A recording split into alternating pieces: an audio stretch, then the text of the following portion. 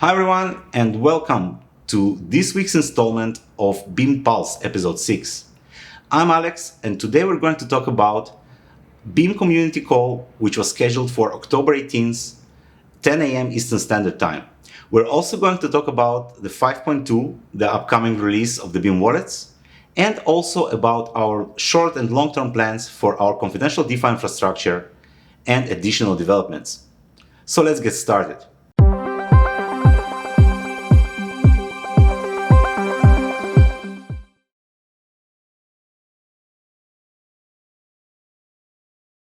So first, a quick announcement. The second BEAM community call is scheduled for Sunday, October 18th, 10 a.m. Eastern Standard Time.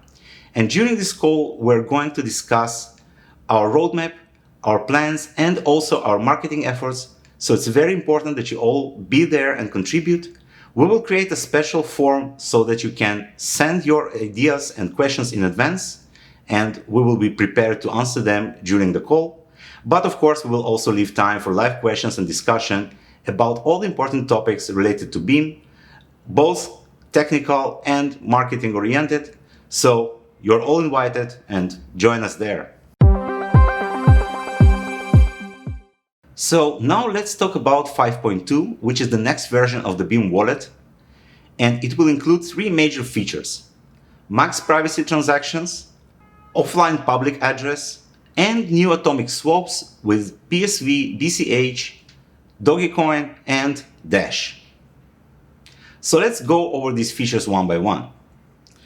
So as you remember, last week we have released 5.1, which included UI for offline transactions, which is first of the two types of transactions that will use our Lilantos Mimblewimble protocol that was enabled during the last hard fork.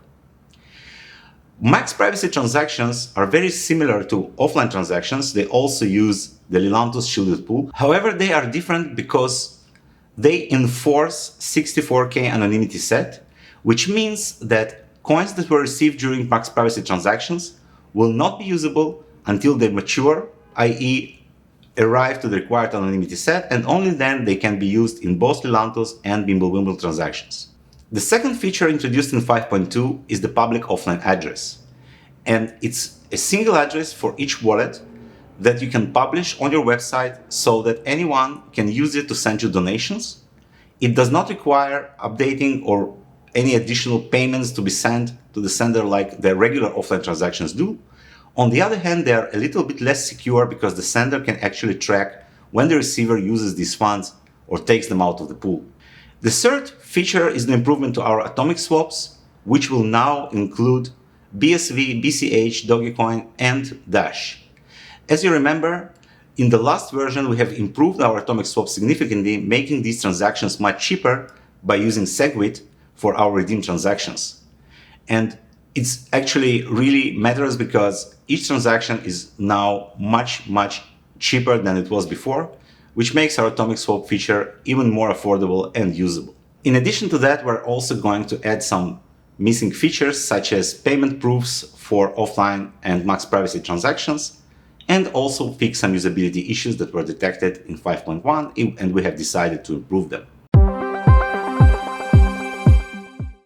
Now let's move on to our more global short and long-term plans for our development in the next few months. So as you know, BEAM is currently working along several different tracks. One of them is the wallet track and the other one is confidential DeFi track. Let's start with the wallet track. The next two versions, 5.3 and 5.4, will introduce several important features in our desktop and mobile wallets. And the reason I say 5.3 and 5.4 is because we did not yet decide which feature will be first. They're developed simultaneously, and the first features that will be ready will be included in the upcoming release, and the rest will be delayed for the next one. So currently we're working on the following interesting features. First of all, UI for confidential assets and BEAM wallets. As you know, starting from the latest hard fork, it is now possible to create new types of confidential assets on BEAM mainnet. And these assets automatically inherit all the properties of BEAM, namely the scalability and the privacy. In order to create a new asset, the user that wants to create it locks 3000 BEAM, and in return receives an ID of a new asset type, and then the user can mint or destroy any amount of this asset without paying additional fees outside the regular transaction fees, of course. So far, we did not have too many assets created on BEAM. However, as I will explain later, with the addition of BEAM shaders, which is our implementation of smart contracts, it will be possible to build assets that are controlled by the contract, and then they will be much more usable, and I will talk about several examples of that. So we did decide to add this feature right now to our UI wallet, so people can create and trade new types of assets from within our wallets, which is much easier than using our command line interface. The second feature is wallet synchronization, of course, and we think that we know how to make it completely decentralized without any centralized servers or components. And of course, atomic swaps with Ethereum are currently in development. If you're following our Telegram and Twitter, you probably already heard about it. So currently we're working to implement it, and it will probably be ready somewhere along this timeline. And of course, we did not forget about our hardware wallets.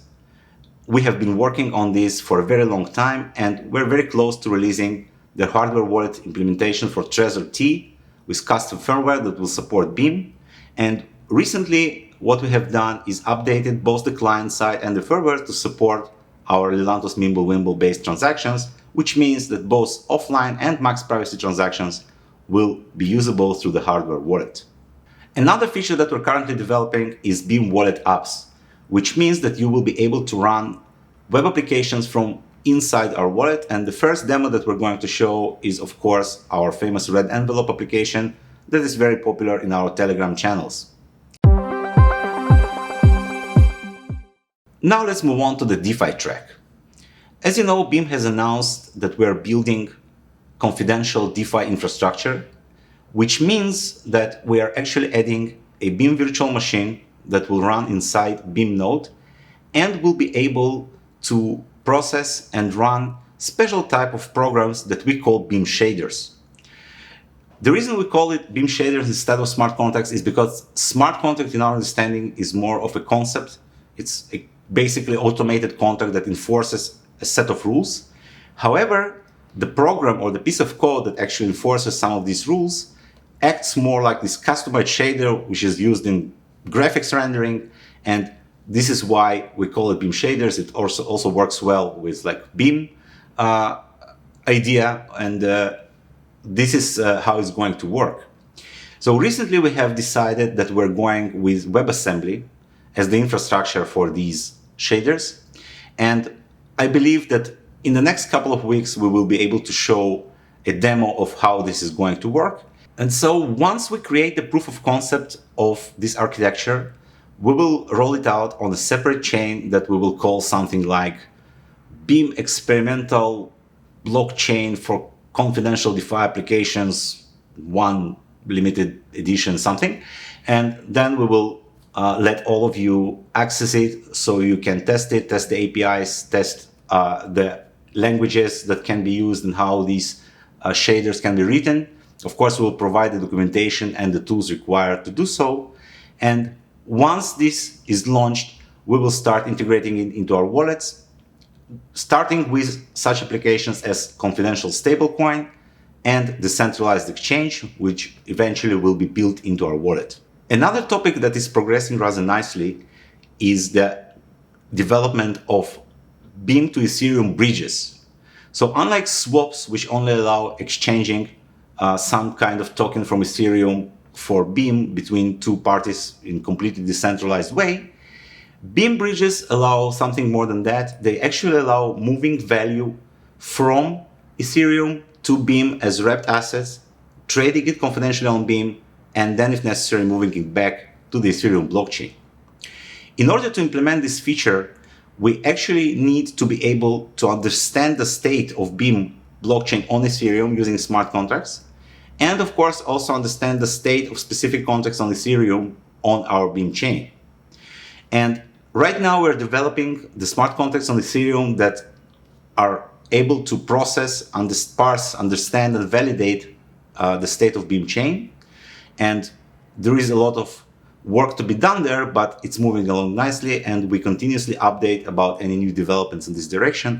We believe it will be a major feature that will allow to bring a lot of value from Ethereum to BEAM and then trade it confidentially.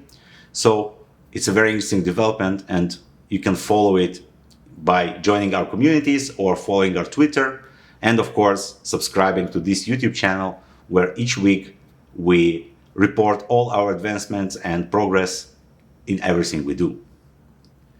Oh, and one more thing. While they were stretching their fingers between implementing various versions of our mobile wallets, mobile developers have created a game called BEAM Runner. And in this game, you can collect points which are then redeemable for BEAMs using your mobile wallet. So let's see how it looks.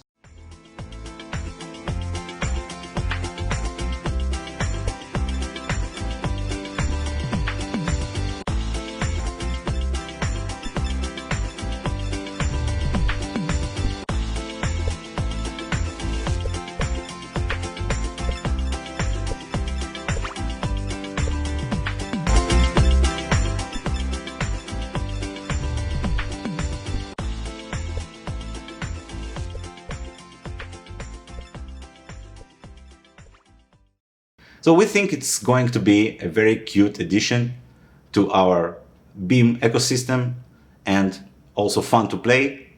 So it's currently being tested, and it will be probably released in the next couple of weeks. So stay tuned and have a great day.